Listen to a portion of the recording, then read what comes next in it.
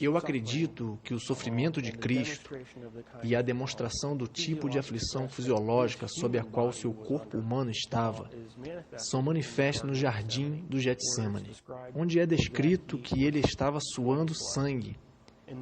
E lá está bem documentada uma condição médica em que pacientes que estão sob enorme quantidade de estresse emocional e fisiológico podem, de fato, suar sangue por causa do estouro de pequenos vasos sobre as glândulas, expelindo o sangue.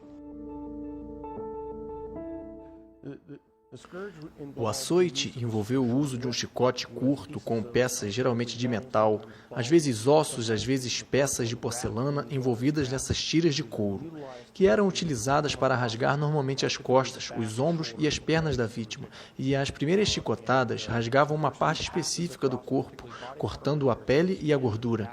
Mas, eventualmente, uma vez que as camadas externas se abram, elas começariam a chegar aos músculos e tendões, e, naturalmente, ao longo do caminho, elas cortam todos os vasos sanguíneos de suprimentos naqueles tecidos, e você está perdendo sangue o tempo todo. A planta que foi descrita, na verdade, tinha um espinho muito longo.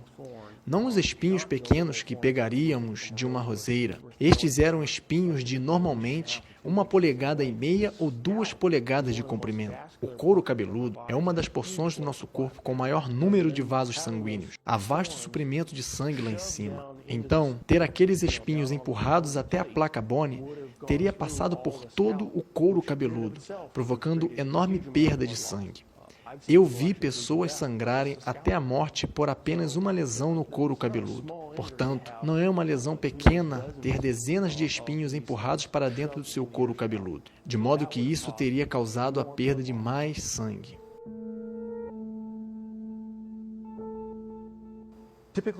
Normalmente, quando a vítima tinha que carregar a cruz, era descrito na literatura, melhor dizendo, na literatura romana, que ele levasse a barra horizontal, e a barra horizontal sozinha era estimada em 50 quilos.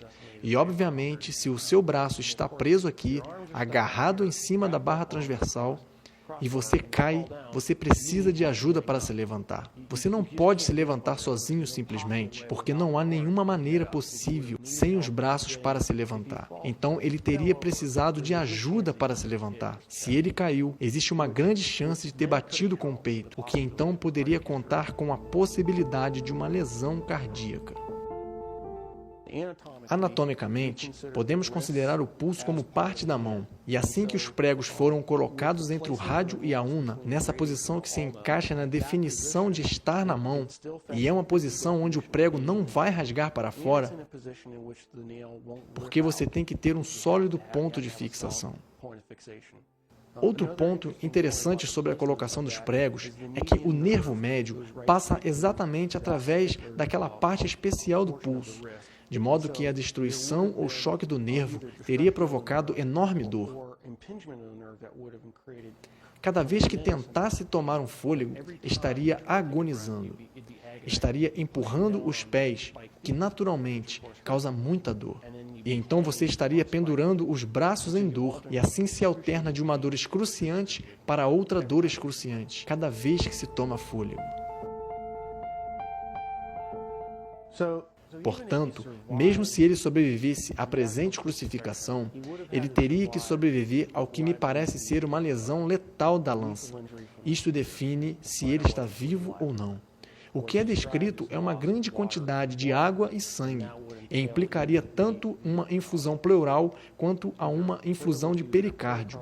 E o sangue teria que vir de uma artéria pulmonar, veia pulmonar, aorta, veia cava ou do próprio coração.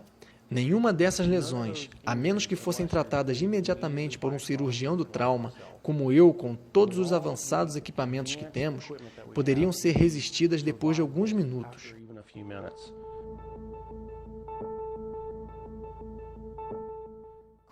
Cristo, como Filho de Deus, poderia ter sobrevivido a qualquer coisa. Ele escolheu manifestar-se como um ser humano naquele período da história, e ele permitiu-se morrer. E como humano, naquele momento, ele não poderia ter sobrevivido a essa série especial de traumas.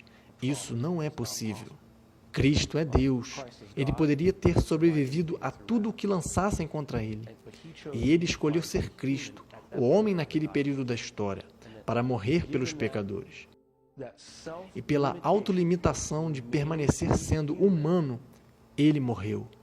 Ele não sobreviveu ao evento.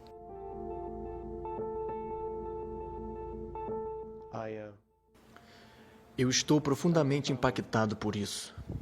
Como eu percebo que o preço que ele pagou foi algo que eu nunca teria estado disposto a fazer, provavelmente por ninguém. É muito difícil para mim mesmo cantar músicas sobre a cruz, mesmo em adoração, pois eu realmente entendo o que ele pagou, o preço que ele pagou.